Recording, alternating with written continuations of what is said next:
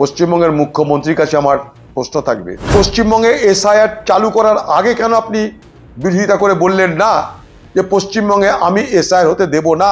গান্ধী কলোনিতে এসআইআর এর আতঙ্কে একজন ব্যক্তি আত্মহত্যা করেছে। এসআইআর নিয়ে সারা বাংলা জুড়ে আলোচনা, চর্চা, ভয়, ভীতি, অনিশ্চয়তা বাতাবরণে আমরা ক্রমশই অভ্যস্ত হয়ে পড়ছি। আজকে শুনলাম যে বহরমপুরের একটা কলোনিতে, গান্ধী কলোনিতে এসআইআর এর আতঙ্কে একজন ব্যক্তি আত্মহত্যা করেছে। ঘটনার কতটা সত্য কতটা মিথ্যা আমাদের জানা নেই, কিন্তু এসআইআর এর জন্য মৃত্যু, এসআইআর এর জন্য আত্মহত্যা, এই প্রচার যেন তৃণমূলকে আরো বেশি উৎসাহিত করছে বলে আমার মনে হচ্ছে। তৃণমূল পার্টি এসআইআর এর কারণে আত্মহত্যা এই বিষয়টাকে একটা রাজনৈতিক হাতিয়ারে রূপান্তরিত করেছে।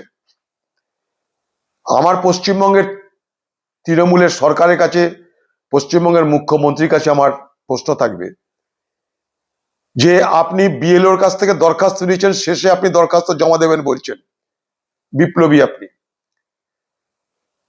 তাহলে পশ্চিমবঙ্গে এসআইআর চালু করার আগে কেন আপনি বিরোধিতা করে বললেন না যে পশ্চিমবঙ্গে আমি এসআইআর হতে দেব না? কেন আপনি এসআইআর এর বিরোধিতা করে হাইকোর্ট বা সুপ্রিম কোর্ট গেলেন না? আপনি পশ্চিমবঙ্গে এসআইআর চালু করে দিলেন। এসআইআর চালু করে দেওয়ার পর আপনার দলের লোকদেরকে এনুমারেশন ফর্ম নিয়ে পাড়ায় পাড়ায় ভোটের প্রচারে নামিয়ে দিলেন।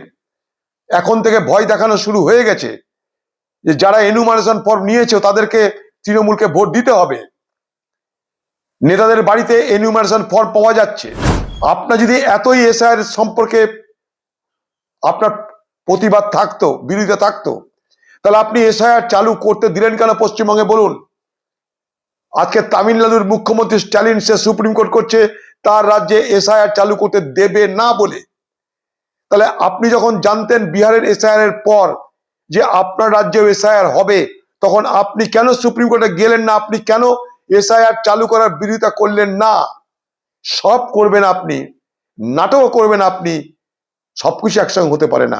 এসআইআর চালু করাবেন, এসআইআর চালু করতে পশ্চিমবঙ্গ সরকারের সমস্ত কর্মচারীদের সেখানটাই নিয়োগ করবেন, আবার নাটক করে আপনি বিএলও ফর্মে পরে সই করবেন।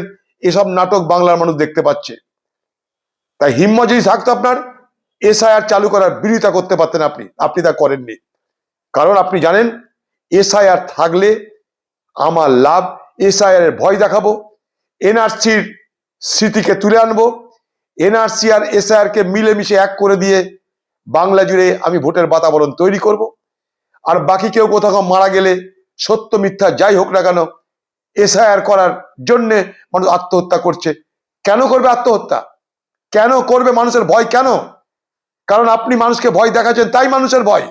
অন্য রাজ্যে এসআইআর হচ্ছে, সেখানে মানুষ আত্মহত্যা কেন করছে না? কেন পশ্চিমবঙ্গে আত্মহত্যা হচ্ছে? কারণ আপনারা ভয় দেখাতে চাইছেন মানুষকে।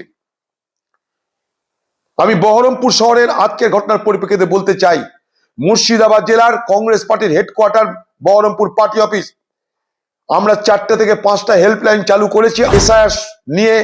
আমাদের দলের তরফ থেকে বহরমপুর পার্টি অফিসে আমরা অসীম মাস্টারকে সেখানটা আমরা নিয়োগ করেছি। সেখানকার টাউন কংগ্রেসের সভাপতি আছে অরিন্দম দাস, পিনা সরকার, সানওয়াজ শেখ, তারা সবাই মিলে আপনাদেরকে সাহায্য করবে।